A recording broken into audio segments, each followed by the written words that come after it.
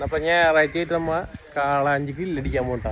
നമ്മുടെ ജോമോന്റെ മീൻകട, നമ്മുടെ കോട്ടപ്പുറല് തിരുത്തിപ്പുറത്ത് ജോമോന്റെ മീൻകട വന്നേക്കണ്. ലൈവായിട്ട് ഇത് പിടിക്കാൻ പോട്ടാ. കാളാഞ്ചി പെട നോക്കിയേ, പുഴയിൽ കിടന്നിട്ട് നമ്മളീ പുഴയിൽ കിടന്ന് പഠിക്കാനുണ്ടോ അതൊക്കെ. ഇതിന് പറഞ്ഞാൽ മതി, നല്ല ഫേസുള്ളൊരു കാളാഞ്ചി നോക്കി വാങ്ങുന്നുണ്ട്. പിന്നല്ല നന്നാക്കല്ല, നമുക്ക് ക്ലീൻ ചെയ്യല്ലോ. അപ്പൊ ഓക്കെ,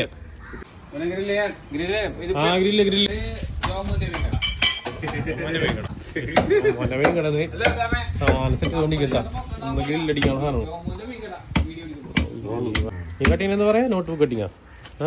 ഗ്രില്ലടിക്കാൻ വേണ്ടി ബട്ടർഫ്ലൈ കട്ടിങ് കണ്ടാ മതി. ഗ്രില്ലടിക്കാൻ വേണ്ടിട്ടാണ്. നമ്മൾ തിരുത്തിപ്പുറത്തുനിന്ന് കാളാഞ്ചിയുമായിട്ട് നമ്മളെ വീട്ടിലേക്ക് പോണ്. ഗ്രില്ലടിക്കുന്ന വീഡിയോ എടുത്താട്ടാ, വെയിറ്റ് ചെയ്തോ.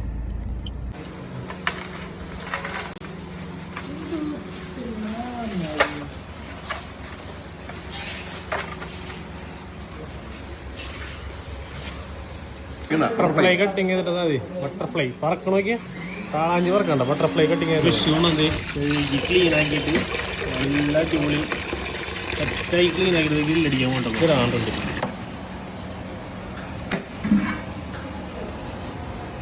നമ്മളെ ബിരിയാണി. നമ്മളെ ഗ്രില്ലടിക്കാനുള്ള മീന് മസാല വെച്ചോണ്ടിരിക്കണ്ട,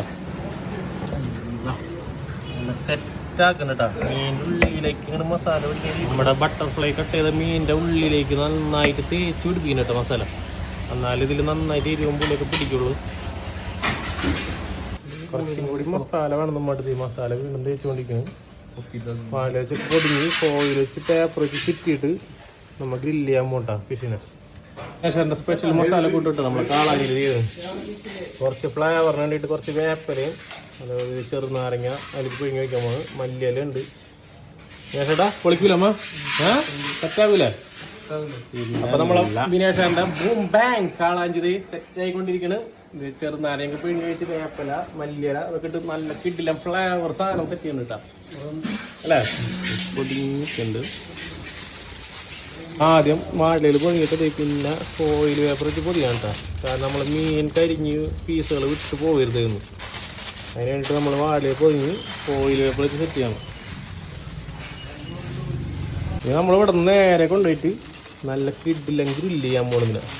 ആ വീഡിയോയിൽ കാണാം കേട്ടോ, വെയിറ്റ് ചെയ്യും. മസാല ഒക്കെ തേച്ച് റസ്റ്റ് ചെയ്യാൻ വെച്ചത് കാളാഞ്ചി ഗ്രില്ലിലേക്ക് വെക്കാൻ പോകട്ടാ. ബ്ലാക്ക് കേസിന്റെ മുതലാളി ശരത്തു വെക്കുന്നത്.